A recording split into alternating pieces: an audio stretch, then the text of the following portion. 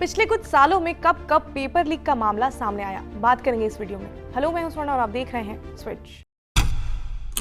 पहले NEET UG में कथित स्कैम, फिर नेट और फिर नीट पीजी के एग्जाम पोस्टपोन। देश में पेपर लीक एक बड़ा मुद्दा बन गया है। विपक्ष भी लगातार इस मामले में सरकार को घेर रहा है। इस मामले में सुबोध कुमार सिंह, जो एनटीए के डायरेक्टर जनरल थे, उन्हें सेंटर ने हटा दिया है।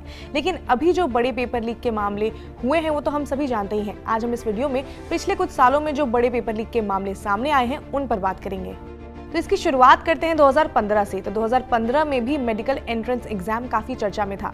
उस समय नीट नहीं बल्कि मेडिकल के लिए AIPMT ग्रेजुएशन लेवल का एंट्रेंस एग्जाम हुआ करता था। 2015 में ये मामला इतना बड़ा हो गया था कि सुप्रीम कोर्ट में चला गया था, जिसके बाद सुप्रीम कोर्ट ने उस एग्जाम को कैंसिल कर दिया था और दोबारा से एग्जाम कंडक्ट करवाने को कहा था।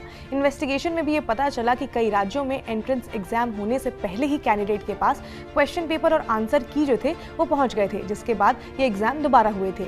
2016 में भी पेपर लीक का मामला सामने आया था। उत्तर प्रदेश में होने वाले रिव्यू ऑफिसर और असिस्टेंट रिव्यू ऑफिसर के लिए जो एग्जाम होना था, जिसे Uttar Pradesh public service commission conduct करवाती है, उसमें भी स्कैम की बात सामने आई थी। लेकिन बाद में एग्जाम जो था वो पेपर लीक होने की वजह से कैंसिल हो गया था और फिर जांच में पता भी चला था कि पेपर लीक इसमें हुआ था। 2017 में भी पेपर लीक एक बड़ा मुद्दा बन गया था, जब SSC combined graduate level CGL 2017 में पेपर लीक की बात सामने आई थी, जिसके बाद कैंडिडेट्स जिन्होंने एग्जाम दिया था उन्होंने काफी प्रोटेस्ट भी किया था। 2018 में भी पेपर लीक चर्चा में आया। उस साल एंट्रेंस एग्जाम नहीं बल्कि बोर्ड्स के एग्जाम में ये बात सामने आने लग गई कि देश के कई राज्यों में बोर्ड्स का पेपर लीक हुआ है। उसके बाद फिर सिचुएशन को देखते हुए उस साल 2 सब्जेक्ट्स मैथमेटिक्स और इकोनॉमिक्स की परीक्षा को फिर से कंडक्ट करवाया गया था। ऐसा कोई साल मुश्किल से ही बीता होगा जिस साल पेपर लीक की खबर जो है वो नहीं आई होगी। 2019 में रेलवे रिक्रूटमेंट बोर्ड की जो कंप्यूटर बेस्ड टेस्ट हुआ करता था, उसमें भी लीक की खबरें जो थी वो आने लगी थी।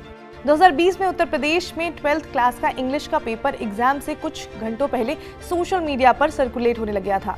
2021 में उत्तर प्रदेश में जो टीचर एलिजिबिलिटी टेस्ट होता है उसके भी लीक होने की खबरें आने लग गई थी। उसके बाद 2022 में बिहार पब्लिक सर्विस कमीशन को पेपर लीक के आरोप के बाद रद्द कर दिया गया था। उसी साल राजस्थान के फॉरेस्ट गार्ड के लिए जो परीक्षा होती है उसके क्वेश्चन पेपर भी सोशल मीडिया पर लीक हो गए थे। 2023 में तेलंगाना में जो बोर्ड्स के एग्जाम होते हैं उसमें हिंदी का पेपर जो था वो सोशल मीडिया पर सर्कुलेट होने लग गया था। 2024 में तो नीट की परीक्षा चर्चा में है ही, जिसमें अभी तक कई लोगों की गिरफ्तारी भी हो चुकी है। बिहार की इकोनॉमिक ऑफेंस विंग बिहार में इसकी जांच कर रही है। अलग अलग राज्यों से पेपर स्कैम का जो मामला है वो सामने आ रहा है। आरोप लग रहे हैं कि कई राज्यों में जो है वो पेपर लीक हुए हैं, लेकिन ये खैर अभी जांच का विषय है। इस मामले में सुप्रीम कोर्ट की अगली सुनवाई जो है वो 8 जुलाई को होने वाली है। तो ये कुछ ऐसे मामले हैं जिन्होंने बीते कुछ सालों में एजुकेशन सिस्टम पर कई सवाल उठाए हैं। इंडियन एक्सप्रेस की एक रिपोर्ट की माने तो बीते 5 सालों में जितने भी पेपर लीक के मामले सामने आए हैं उसमें 1 करोड़ से ज्यादा कैंडिडेट जो हैं वो अफेक्ट हुए हैं। ये तो हम सब जानते हैं कि देश में बेरोजगारी कितना बड़ा मुद्दा है।